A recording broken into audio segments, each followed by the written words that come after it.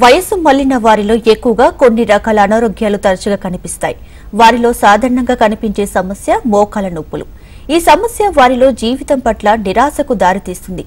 అటువంటి క్లిష్ట పరిస్థితుల నుంచి ఉపశమనం పొందే విధంగా నూతన వైద్య విధానం ప్లేట్లెట్ రిచ్ ప్లాస్మా చికిత్స అందుబాటులో ఉంది. ఈ చికిత్సలో పేషెంట్ రక్తంలోని ప్లాస్మాను సంగ్రహించి ఈ సమస్యతో బాధపడుతున్న వారి మోకాలు భాగంలో ప్రవేశపెట్టి చికిత్స చేస్తారు. ఈ విధంగా చేయడం వల్ల వారు సమస్య నుంచి పూర్తిగా ఉపశమనం పొంది వారి జీవితంలో సరికొత్త ఆశ చిగురిస్తుంది. ఇంతకీ పీఆర్పీ చికిత్స అంటే ఏమిటి, రోగుల్లో ఎలా పనిచేస్తుందనే విషయాలపై ప్రత్యేక కథనం.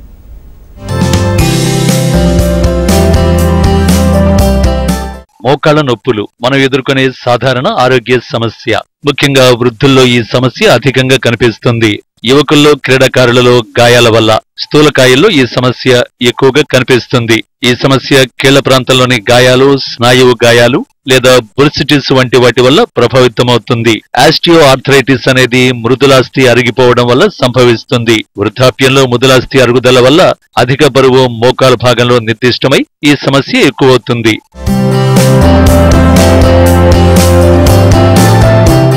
ఈ సమస్య ఉన్న వారికి ప్రారంభ దశలో మెట్లు ఎక్కేటప్పుడు, నడిచినప్పుడు మోకాలు నొప్పి ఏర్పడుతుంది. ఆ తర్వాత క్రమేపీ కీళ్ల వాపు, మోకాలు ఎర్రబడటం, బలహీనంగా తయారవడం, ఆ తర్వాత భరించలేని నొప్పి మోకాలు మొత్తం వ్యాపిస్తుంది.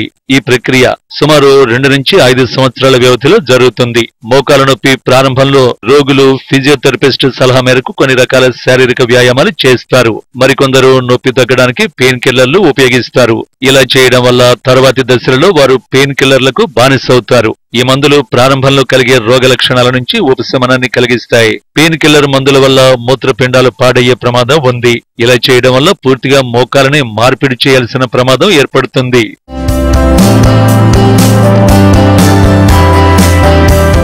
మోకాళ్ల సమస్యలు ప్రస్తుతం వయసు మళ్లిన వారిని బాగా ఇబ్బందులకు గురిచేసే వ్యాధి. ముఖ్యంగా మోకాళ్ల చిప్పల్లో గుజ్జు అరిగిపోయి వృద్ధులు నరకం చూస్తూ ఉంటారు. ఆపరేషన్ చేయించుకుందామంటే ప్రస్తుతం ఉన్న పరిస్థితుల్లో ఖర్చు ఎక్కువ అవడంతో పాటు ఫలితం ఎలా ఉంటుందో అనే ఆందోళన పెద్దవాళ్లలో ఉంటుంది.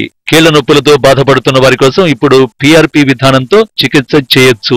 అరిగిపోయిన మోకాళ్ల చిప్పల్లో గుజ్జు తిరిగి పొందే విధంగా పీఆర్పీ ట్రీట్మెంట్ ఉంటుంది. దీంతో ఈ చికిత్సకు మంచి డిమాండ్ పెరుగుతోంది. విదేశాలలో అందుబాటులో ఉన్న ఈ పీఆర్పీ చికిత్స ఇప్పుడు రాష్ట్రంలో విస్తరిస్తోంది.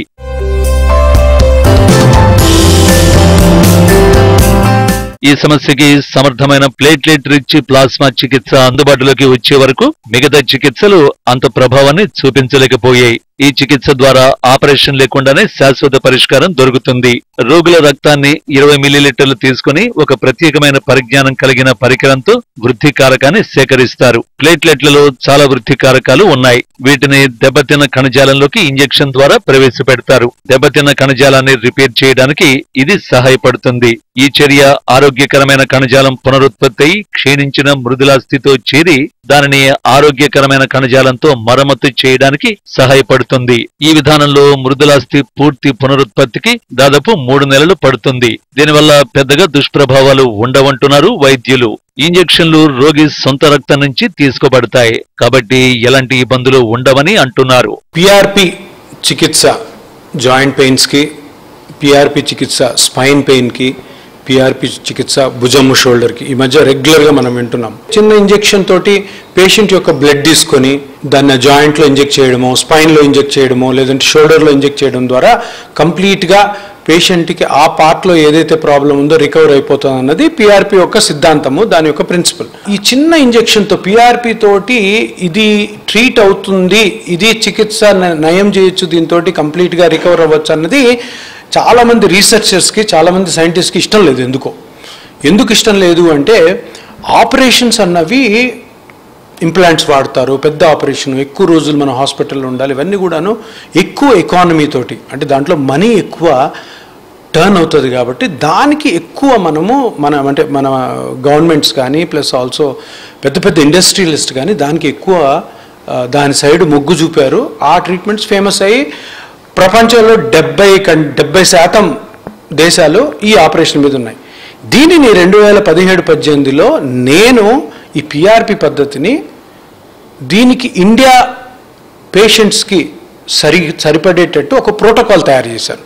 అంటే పిఆర్పి అమెరికాలో వాడడం వేరే విధంగా ఉంటుంది, జర్మనీలో వాడే వాళ్ళకి వేరేగా ఉంటుంది, ఇంగ్లాండ్లో వాడే వాళ్ళకి వేరే ఉంటుంది. ఇండియాలో పేషెంట్స్ వాళ్ళ జాయింట్స్ ఎట్లా ఉంటాయి, వాళ్ళ స్పైన్ ఎట్లా ఉంటుంది అనేది స్టడీ చేసిన తర్వాత దీన్ని నేను ఇండియాలో దీనికి ఆల్రెడీ ఉన్నదాన్నే కొంచెం పాపులరైజ్ చేసి దీన్ని అందరికీ తెలిసేటట్టు, అందరూ దీన్ని అడాప్ట్ చేసుకునేటట్టు నేను దీన్ని పిఆర్పిని తీసుకొచ్చాను. దాని తర్వాత నా దగ్గర నేర్చుకున్న డాక్టర్లు, నా దగ్గర నేను చేసేదాన్ని గమనించి చాలామంది డాక్టర్లు ఇప్పుడు చేస్తున్నారు. ఇప్పుడు సౌత్ ఇండియాలో ముఖ్యంగా అన్ని జాయింట్ పెయిన్లకి ఒకటే ఒక ట్రీట్మెంట్ పిఆర్పి అని అందరు ప్రజలకి తెలిసిపోయింది.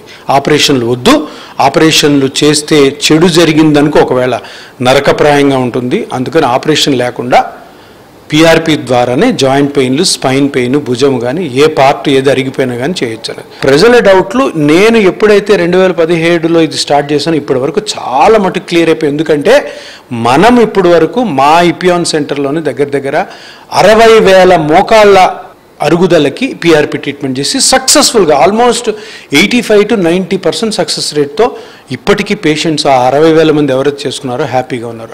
ఇదే ప్రూఫ్, ఇదే ఒక రీసెర్చ్ అనమాట.